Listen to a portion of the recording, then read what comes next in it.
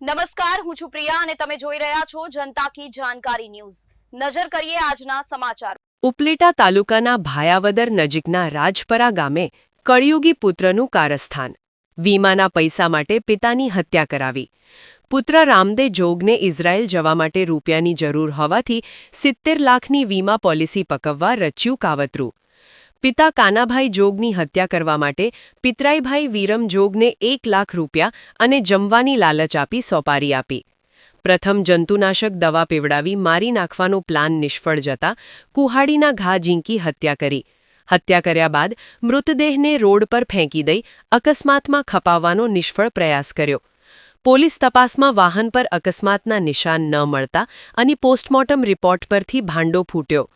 ભાયાવદર પોલીસે ગણતરીના દિવસોમાં જ ભેદ ઉકેલી કપાતર પુત્ર અને ભત્રીજાની ધરપકડ કરી। આશીષ પાટડિયા, ઉપલેટા।